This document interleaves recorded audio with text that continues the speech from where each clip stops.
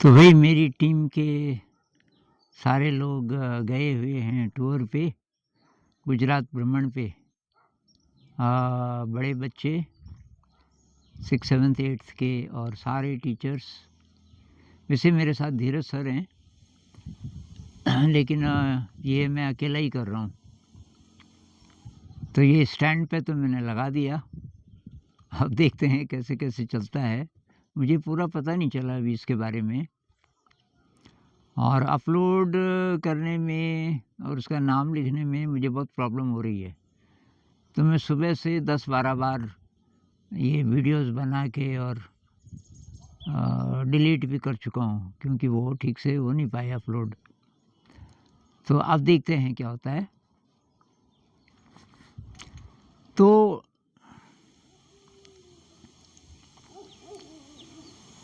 ये एक थीम है जिसमें मैं बात करना चाहूँगा कि हमारी जो दुनिया है वो वैसी होती है जैसे कि हमारा मन। अगर मैं टेंशन में हूँ और मुझे लगता है कि ये माहौल ख़राब है, मेरे साथी ख़राब हैं और ये है और वो है और वो है, तो दुनिया जो गड़बड़ लग रही है जिसके कारण मुझे लग रहा है कि टेंशन है।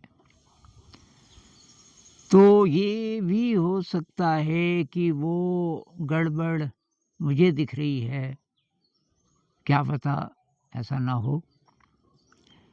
तो ये अनीता मूरजानी के विचार में देख रहा था। उन्होंने एक किताब लिखी है, dying to be me. Dying to be me, कमाल की किताब है।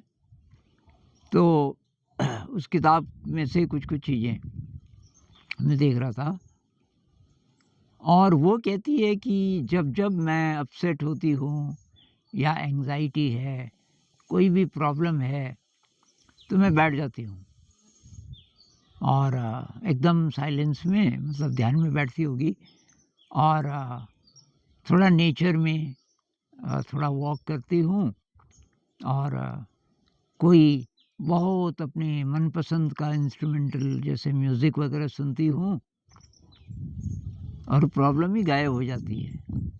उसके बाद मुझे लगता है कि प्रॉब्लम कहाँ है ही नहीं। तो अब उन्होंने तो लिखा, लेकिन मैं आपको रियल एग्ज़ाम्पल बता रहा हूँ कि जब ये प्रोग्राम हमने शुरू किया था शिक्षा का, तो इसका विरोध, सब जगह से विरोध। तो कम से कम 6-7 रातें तो मुझे याद हैं शुरू के 6 महीने की, कि मैं लगभग पूरी रात नहीं सो पाया। बहुत प्रॉब्लम, और जब प्रॉब्लम होती है तो मैं सो नहीं पाता। अब तो बहुत टाइम से ऐसा हुआ नहीं, लेकिन जैसे अब प्रॉब्लम है तो मैं बैठ जाता था। और तो बैठा हूँ बैठ गया था 9:30-10 बजे रात को। सब लोग सो गए, 12 बज गए, 12:30 बज गए, लेकिन मैं शांत नहीं हुआ अभी। तो मुझे कभी-कभी 5, 6, 7 घंटे लग जाते थे। सुबह मुझे लगता था कि प्रॉब्लम तो है ही नहीं। मतलब वो जो भी परिस्थितियाँ मैंने प्रॉब्लम की तरह मान ली थी, सुबह होते-होते मुझे वो बहुत मामूली सी लगे कि यार ये इसके कारण मैं अपसेट था, ये तो कुछ भी नहीं। तो शुरुआत में, उसके बाद में इतना टाइम नहीं लगता था, फिर बहुत कम टाइम में मैं ठीक हो जाता था।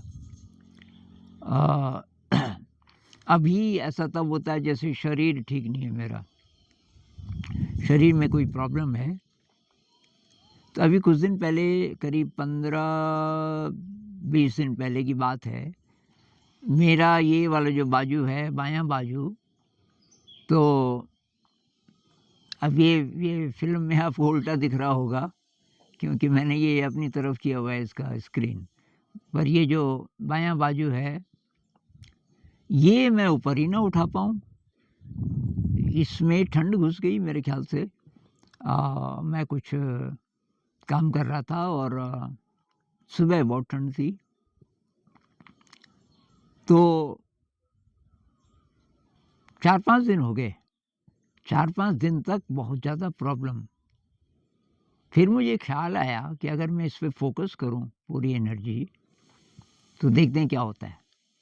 तो मैं वो लेट के करता था और तो आजकल मैं ये बाईं तरफ ही लेटता हूँ, तो ये हाथ नीचे रहता है। तो बस इस बाँह को मैं शोल्डर से लेके और ये फिंगर टिप्स तक ये महसूस करने लगा। यहाँ से यहाँ, यहाँ से यहाँ, और इसमें तब सेंसेशन होने लगे और ऐसा मैंने 2 ही रात किया, केवल सोते समय। और उसके बाद मैंने देखा कि ये ठीक हो गया। तो मैंने सोचा ये वैसे ही मुझे लग रहा होगा कि ठीक हो गया, एक्चुअली हुआ नहीं होगा, लेकिन वो एकदम ठीक हो गया। तो ये तो ख़ैर फ़िज़िकल हुआ, लेकिन मैं इमोशनल डिस्टर्बेंस का एक उदाहरण देता हूँ। तो ये बात है करीब 2005-06 की। सुबह-सुबह मेरा एक दोस्त आया, जो कि ये बहुत बड़े पद पे था उस समय, और उन लोगों की मीटिंग चल रही थी नीचे, आश्रम में मीटिंग चल रही थी। और उससे पहली रात उसका किसी से झगड़ा हो गया था। किसी ने शायद ज़्यादा पी दी और उसको कुछ-कुछ बोल दिया, और वो इतना अपसेट हुआ, कहने सुबह-सुबह आया मेरे पास, तो मेरा दोस्त था, कि मुझे तो रात भर नींद नहीं आई और मैं तो रिज़ाइन कर रहा हूँ, और क्या फ़ायदा ऐसी नौकरी का। अब नाम के लिए मैं बहुत बड़े पद पे हूँ, लेकिन उसने तो मेरी बेइज़्ज़ती कर दी सबके सामने, तो मैं रिज़ाइन कर रहा हूँ। तो अब स्कूल का टाइम था, असेंबली का, उन दिनों में रोज़ उस असेंबली में जाता था। मैंने कहा यार अभी तो मुझे स्कूल जाना है, तो चलो साथ-साथ चलते हैं। तो हम जब चलने लगे तो स्कूल आ गया यहाँ से करीब 7-8 मिनट नीचे, चलते हुए स्कूल आ जाता है। तो मैंने उसको पूछा कि यार तेरे पास 35-40 मिनट हैं, असेंबली में आ जा। उसने कहा वैसे तो मीटिंग है, पर अब क्या अटेंड करनी है मीटिंग, मैं तो रिज़ाइन करने वाला हूँ, चलो तो स्कूल में ही चलते हैं। असेंबली में वो बैठा, वहाँ हम पहले ध्यान करते हैं, सारे बच्चे। तो मेरी तो आँखें बंद थी, मुझे नहीं पता था कि वो ध्यान तो कर रहा था, लेकिन वो देख भी रहा था कि छोटे-छोटे बच्चे केजी के भी ट्राई कर रहे हैं। तो करीब 10 मिनट हमने ध्यान किया होगा, उसके बाद संगीत शुरू हुआ। फिर उसने देखा संगीत में बहुत सारे वाद्य यंत्र, 5-6 ढोलकें, उस ज़माने में 2 जोड़ी तबला था। तो अभी ज़रा वाद्य यंत्र कम हो गए, अभी दोबारा लाएँगे। हारमोनियम था, तो संगीत हुआ। तो संगीत के बाद तब मैंने बोला अपने दोस्त को, मैंने कहा भई ज़रा अपना परिचय दे दो बच्चों को। तो अपना परिचय देने की बजाय उसने बोला यार बच्चों, तुम्हारे अंदर ये इतनी कमाल की एनर्जी और इतना सुरीला सुर, ये तो कमाल है। तो मैंने देखा उसकी तरफ, उसकी आँखों में कुछ और ही एक्सप्रेशन था अभी, विशेष प्रकार की चमक, और बहुत उत्साह से बोला 4-5 मिनट। फिर तब मैंने कहा आपको मैं छोड़ आता हूँ, थोड़ा-सा 1-2 मिनट आपके साथ चलता हूँ। जैसे ही बाहर आए वो मेरी तरफ मुड़ा, कहने लगा आनंद जी ये तो टेंशन मेरा गया, मैं तो रात भर नहीं सोया था, और अब मुझे लग रहा है कि कोई प्रॉब्लम नहीं, ऐसा तो होता रहता है। भई वो नशे में था, तो नशे में तो आदमी कुछ न कुछ बोलेगा, और मेरे से कुछ हुआ, कुछ पहले का होगा उसका, थोड़ा बहुत रिज़ेंटमेंट की फीलिंग होगी, वो उसने एक्सप्रेस की, वो तो हम करते ही हैं। तो मैंने कहा आप रिज़ाइन नहीं कर रहे हो ना? नहीं कि यार क्यों रिज़ाइन करना है? मैं कि वो मीटिंग चल रही है, मैं जाता हूँ, बहुत खुश। तो मेरे लिए ये बात बहुत आश्चर्यजनक थी। बाहर की परिस्थितियाँ वैसी ही थी, और ये आदमी जो इतना व्याकुल था, पूरी रात सोया नहीं था, और वो करीब 40-45 मिनट में वो एकदम सही हो गया। तो क्या बदला? उसके अंदर कुछ बदला, उसके अंदर बदला तो उसकी दुनिया बदल गई। वही परिस्थितियाँ जो हावी हो गई थी उस पे दैत्याकार, और उसको लगा कि ये तो बहुत इनोसेंट सिचुएशन है, कोई ख़ास बात नहीं है। तो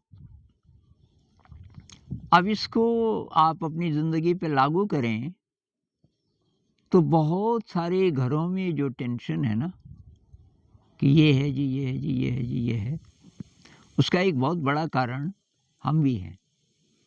मैं किसी परिवार में हूँ, मेरी पत्नी सही व्यवहार नहीं करती मेरे साथ, उसका भी टेंशन है।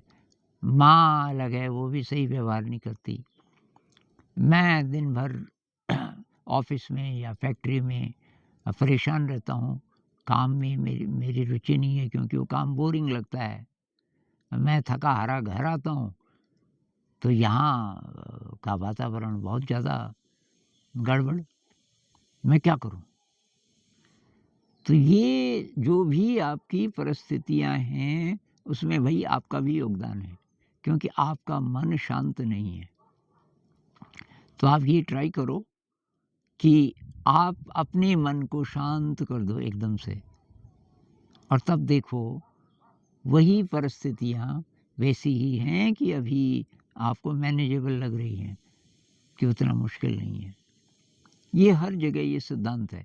अगर हम अपने मन को ठीक कर लें, अपने मन को शांत कर लें, तो वो हमारी ज़िंदगी बदल जाएगी।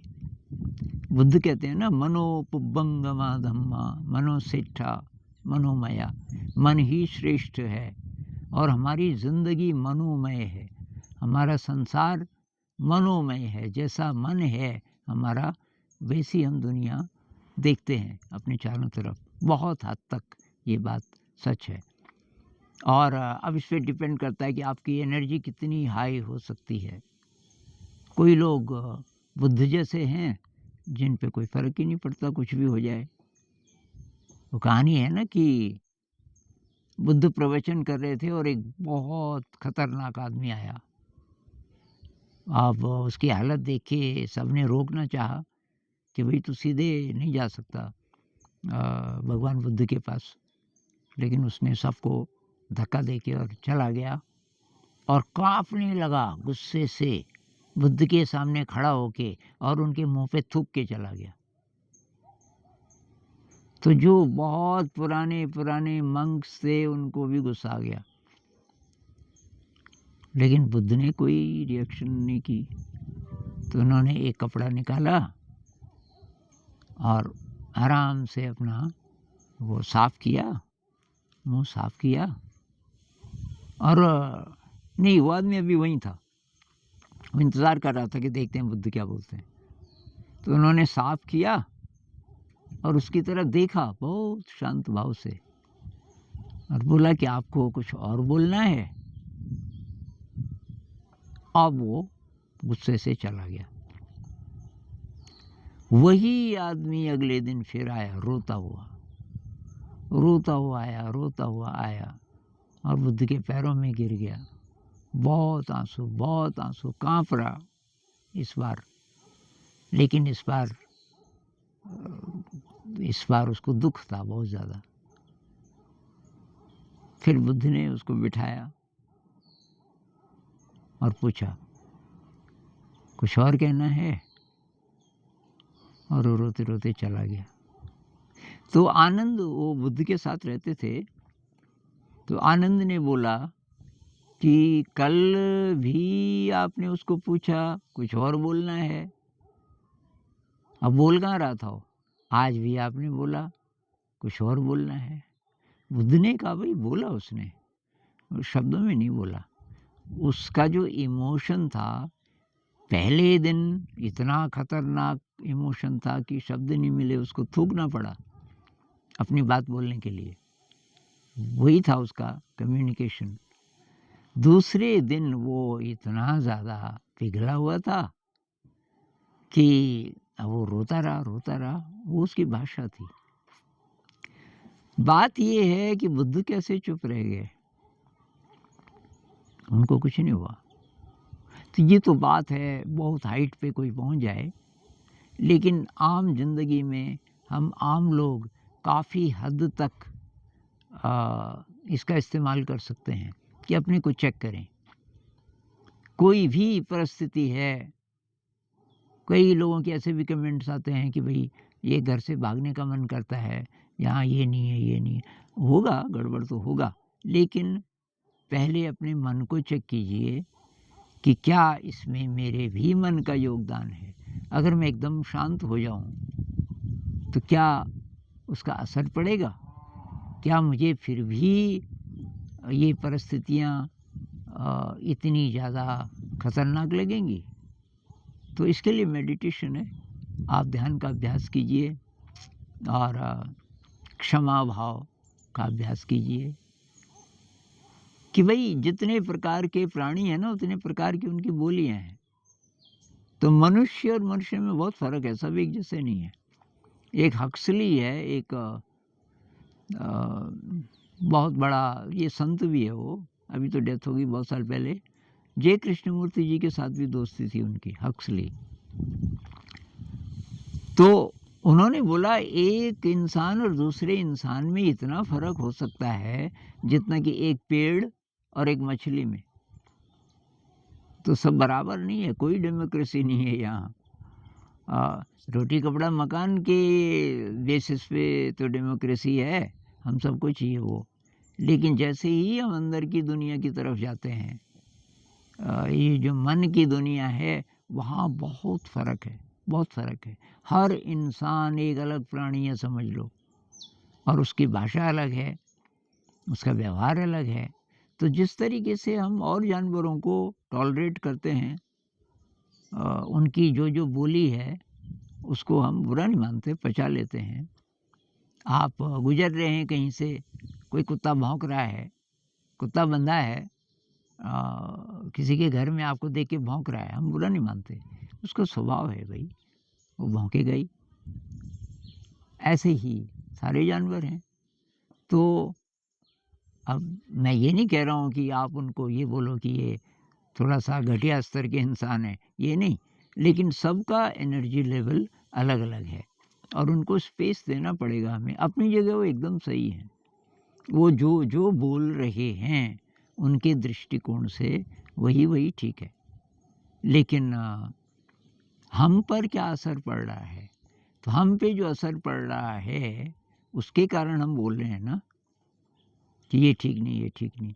क्या हम उस गड़बड़ असर को न्यूट्रलाइज़ कर सकते हैं काफ़ी हद तक, कि हम पर गड़बड़ असर ही ना पड़े। आप उसी बीच रह रहे हैं। जैसे वो सिंड्रेला की कहानी नहीं है?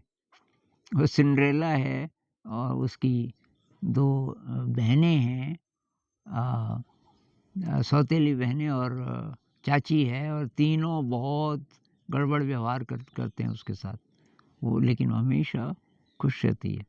तो ये कहानियाँ शायद यही कहती हैं कि हमारे अंदर वो शक्ति है, हम ठीक रह सकते हैं, कहीं भी रहते हुए।